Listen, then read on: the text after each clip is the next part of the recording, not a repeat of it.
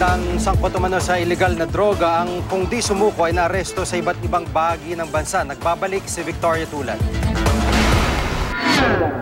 Dalawang umano'y pusher ang arestado sa San Nicolas, Ilocos Norte. Na-recover mula kina Kennedy Caraang at June Castro ang isang caliber 38 na revolver, granada, syabong nakalagay sa pakete ng sigarilyo at drug paraphernalia. Giit na mga suspect, hindi sa kanila ang mga nakumpiskang gamit. Inamin naman ni Caraang na dati na siyang nakulong para sa kasong carnapping.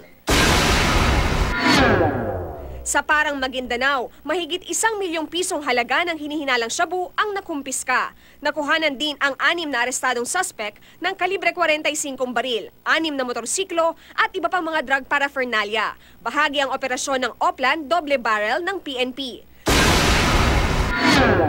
Sa Surigao del Sur naman, mahigit 400 gumagamit at nagtutulak ng droga ang sumuko kahapon sa buong lalawigan. Marami ang sumuko dahil natatakot sila para sa kanilang buhay. Sa gitna ng pinaigting na kampanya laban sa droga ni Pangulong Rodrigo Duterte, nangako silang magbabagong buhay na. Isinailalim sila sa dokumentasyon bago pinauwi ng mga otoridad.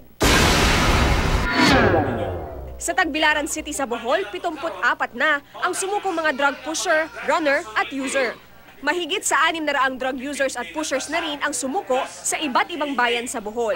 Pinaalalahanan naman ng Bohol Provincial Police Office ang mga gusto pang sumuko na magpunta lamang sa pinakamalapit na police station sa kanilang lalawigan. Victoria Tulad, GMA News.